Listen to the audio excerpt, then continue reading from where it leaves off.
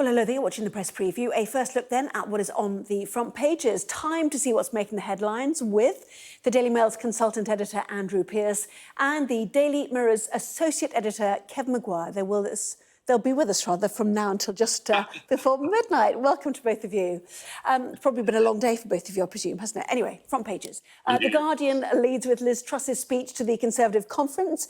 In particular, her description of the party's critics as an anti-growth coalition. The Daily Mail also leading with the story. Their headline, Defiant Liz takes fight to her critics. Here's the Eye, a cabinet rebellion growing as it reports ministers are encouraging the PM to reverse benefit cuts and to link any increases with inflation. U-turn or face election wipeout? Truss warned, reads the front of the Times. The Metro riffs on the introductory music for Ms Truss's speech, asking move in on up or is it moving on out? Daily Telegraph looks at the Prime Minister's economic policy. Their headline, income taxes to rise by £21 billion despite that mini-budget. The Financial Times reports that the US government is angry with the OPEC Plus group of petroleum exporting countries after they agreed to cut their output despite greater need owing to the war in Ukraine. The Sun hears a Manchester City player's wife has offended Mancunians by being rude about the city's food. And the Star has word of claims from the world of chess that a player used a particularly novel method to cheat.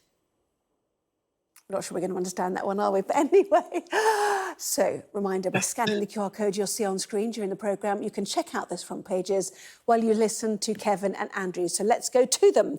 Andrew, how did she do? Well, she did much better than I think most people expected. She's not a great orator by any stretch of the imagination, nor is Keir Starmer, actually. They're both pretty boring, both pretty wooden. But actually, this speech, she was much more upbeat.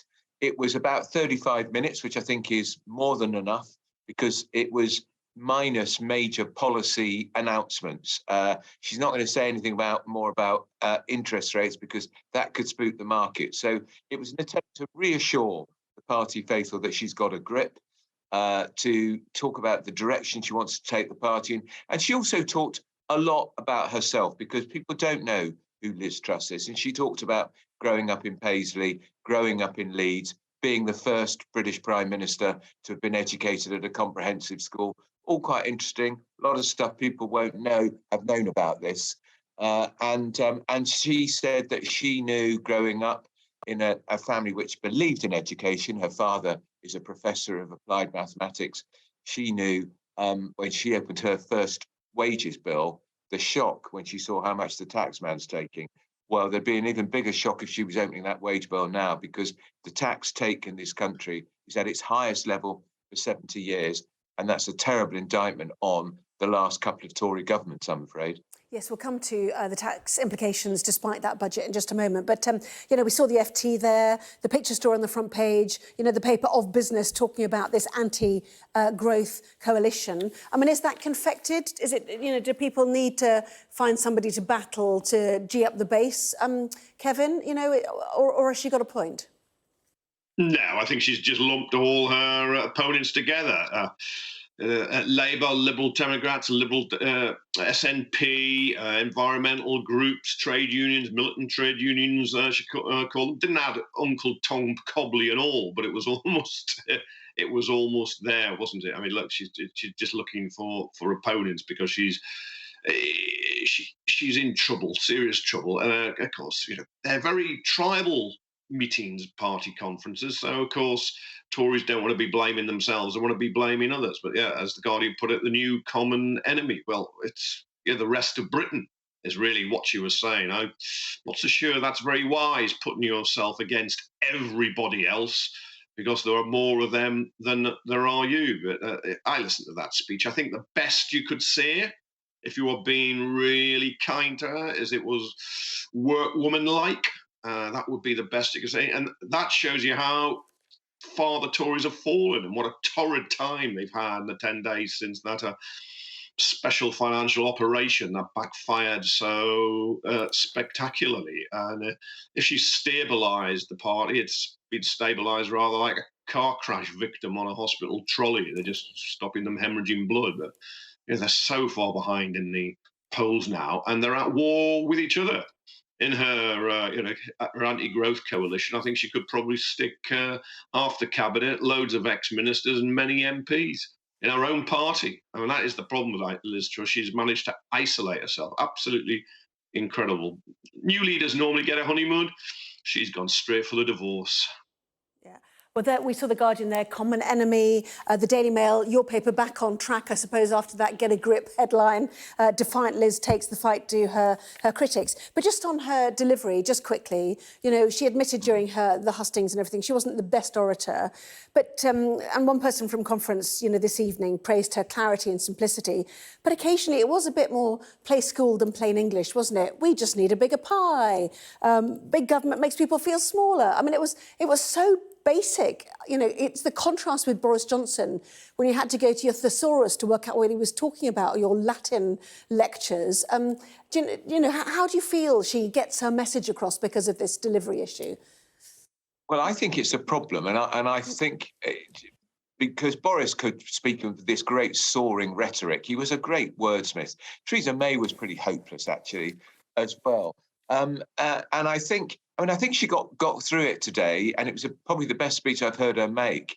But I do think she needs to get some passion in her belly and some passion in her voice, because she does feel passionately about issues. She feels passionately about these wretched trade unions bringing Britain grinding to a halt. The train drivers who earn, on average, £59,000 a year on strike over pay today, causing huge disruption to all sorts of other small businesses and making it difficult for people to get to work. And those wretched Extinction Rebellion protesters, she singled them out too.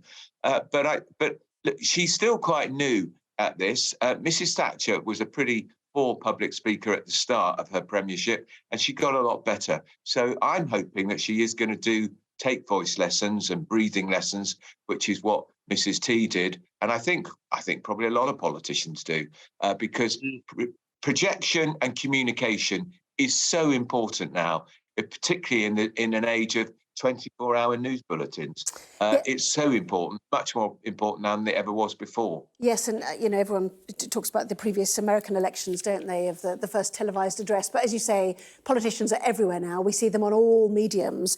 Your paper picks up on the enemies of enterprise, this anti-growth coalition. The Eye talks about the enemies from within, effectively, cabinet rebellion growing. And, are there still those who suggest, who voted for this deregulatory, free marketeering government, Kevin? This isn't what the vote in 2019 was actually about. The mandate from the country, but the mandate also from those politicians who are in her own party and as they head back to Westminster next week. No, in some ways, Truss is the aberration in recent Conservative governments. Now, I've got a huge criticisms of what they did and what they claimed to do, but Cameron, May, Johnson all wanted to be compassionate, concerned Conservatives in some way. I don't think they delivered it. I often think they showed it in a very, very bad way. But she's lacking that compassion or any emotional connection. And there's a large group of her MPs who now see she is weak. She only got about a third of them to become leader.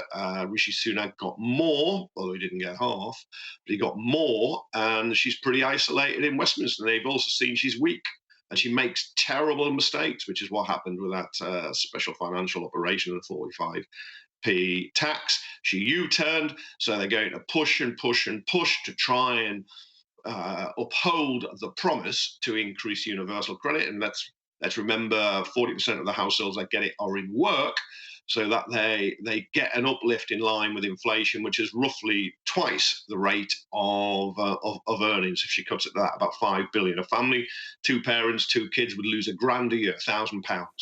So she's really got battles on that. And that's before we get to immigration, where she's clearly got a split with her Home Secretary, Suella Braverman, who's talking really tough, while she can see, trust that Britain needs skills, and the skilled people coming add to the economy and enhance the country. But she's going to then get into a battle with a Brexit lot. It's no, she's got a terrible time ahead. And I think the Eye guess at the Times, in a way, have got a similar splash. about your U-turn, or you'll be defeated. You'll be defeated again, and you're going to get that election wipeout.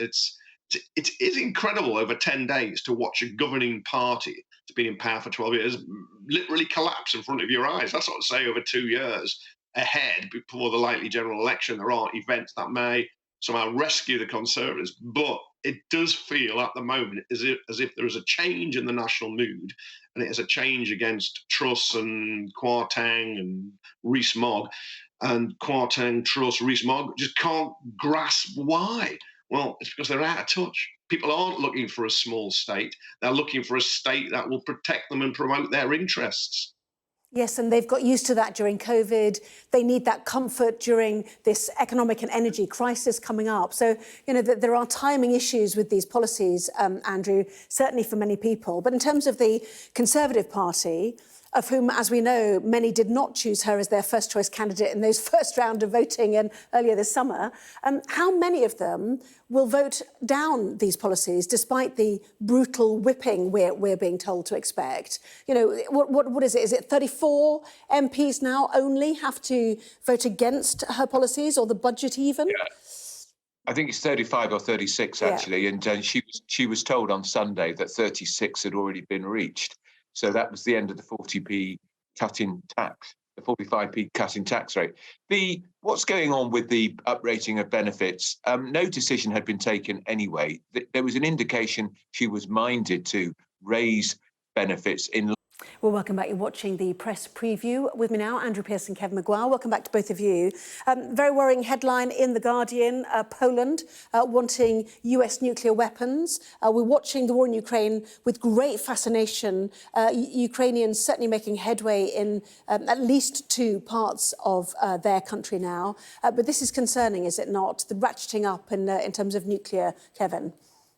It is, and hopefully the US will resist and not send nuclear weapons onto Polish territory. But Poland's president feels they would be safer with them because Belarus has changed its constitution to allow Russian nuclear weapons to be sited on its territory. Although I don't believe any have been sited there yet, and may not. But no, it's the last thing we want is nuclear escalation here. The Americans have looked at it before and would be very nervous about it and cautious. But with Putin's back against the wall, that mobilization of 300,000 extra soldiers trying to stem those Ukrainian attacks that are retaking their territory, Russians fleeing. I understand why Poland will be nervous, because of course it's there in the theatre and much nearer than we are here in the UK. And until 1991, was part of the Soviet Union. It had been occupied and taken into that empire.